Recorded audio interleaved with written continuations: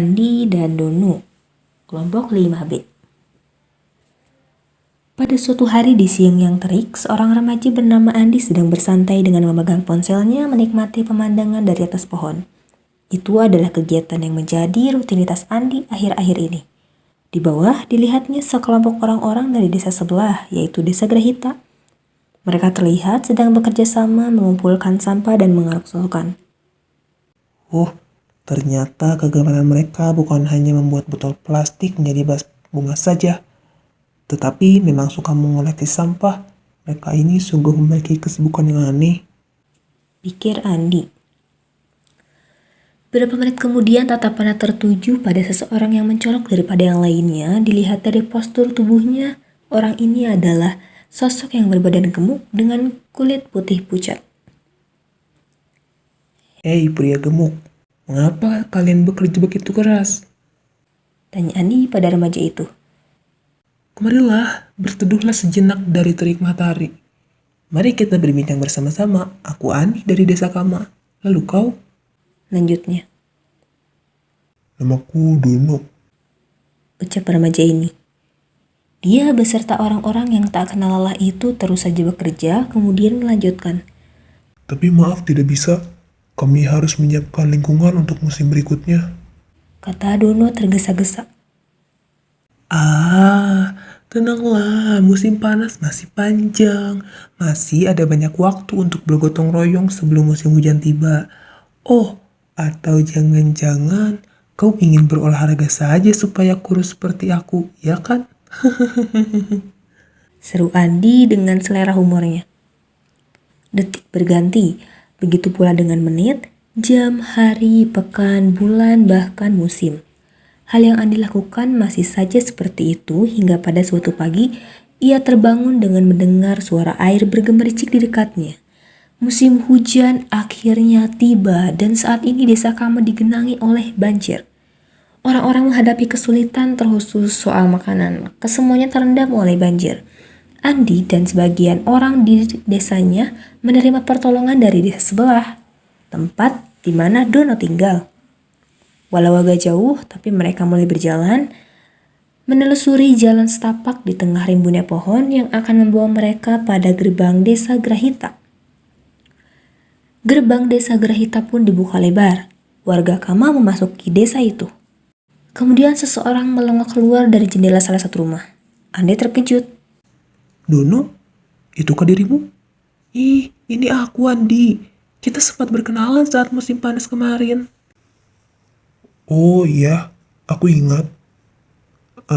Aku ingin bertanya satu hal. Saat kami sedang bekerja keras menghadapi musim hujan, apa kerjamu selama itu? Kerjaku, waktu itu aku bermain game online dan melihat indahnya pemandangan alam dari atas pohon. Kau memang pemain gaming handal. Nah, cobalah sekarang bermain lagi. Andi terdiam. Beberapa saat kemudian ia berkata, Ponselku mati karena terendam air. Dono menghela nafas. Masuklah. Andi pun memasuki rumah Dono. Keluarganya menyambut Andi dengan hangat. Beberapa saat kemudian ibu Dono membuatkan makanan untuk mereka makan bersama dan berbagi kepada warga lainnya. Dono, ada beberapa hal yang ingin aku tanyakan padamu sebenarnya. Iya, tanya saja. Mengapa kau mau membantuku? Dikala ada orang yang mengalami kesulitan, kita sebagai manusia memang harus membantu kan? Andi terdiam. Kemudian menunduk dan berkata, Dono, terima kasih banyak. Dan aku minta maaf karena aku telah mengolok-olokmu sebelumnya. Oh iya, sejujurnya, sedari aku di atas pohon sana, aku melihat pada desamu. Lingkunganmu begitu berbeda dengan lingkunganku. Bagaimana bisa air sungai di sini sangatlah jernih, sedangkan air sungai di desaku itu hitam dan berbau. Padahal di antara desa kita sama-sama terdapat pabrik yang mengeluarkan air limbah perharinya. Lanjutnya, Oh, soal itu. Pabrik di sini mengeluarkan air limbah yang sudah diolah, jadi tidak ada lagi bahan kimia berbahaya seperti hidrogen sulfida. Mereka pun membuat kolam stabilisasi sehingga airnya bening, tidak berbau dan dipastikan aman bagi kehidupan bawah air. Hidrogen apa katamu? Hidrogen sulfida atau disingkatnya H2S. Ini adalah bahan kimia yang bisa berbahaya bagi pernapasan manusia. Bahan ini juga mengandung gas loh. Oh, jadi begitu. Setelah banjir surut, aku akan mengatakan kepada kepala desa untuk melakukan protes terhadap kehadiran pabrik itu. Kata Andi. Kemudian, Dono, mengapa kalian suka mengoleksi sampah? Seperti membuat barang-barang dari sampah bekas. Apa kemungkinan kalian sebenarnya tidak punya cukup uang untuk membeli barang yang seperti itu? Hal yang kau katakan tidak sepenuhnya salah, namun bukan mengoleksi, lebih tepatnya mendaur ulang agar tidak menjadi sampah berserakan, yang pada akhirnya sampah itu bisa mencemari air sungai kan? Sebenarnya barang-barang daur ulang itu kami jual keluar desa dan menghasilkan cukup banyak uang. Oh, jadi begitu. Lalu hal menakjubkan apa lagi yang kalian lakukan? Beritahu aku agar aku dapat menjaga lingkungan seperti yang kalian lakukan. Tanya Andi dengan antusias disertai rasa penasaran yang meningkat. Baiklah.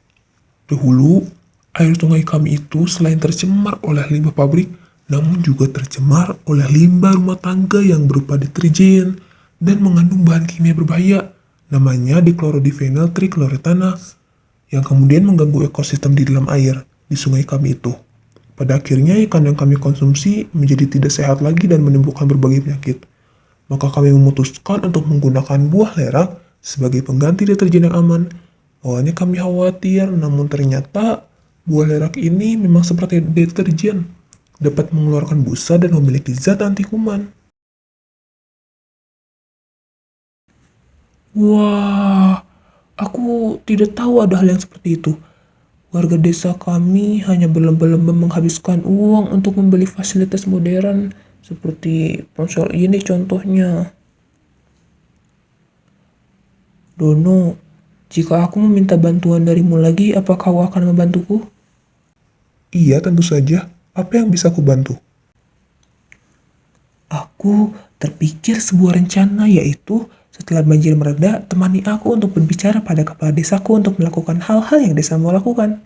Bagaimana? Kita masih remaja. Apa bisa orang dewasa mendengar aspirasimu?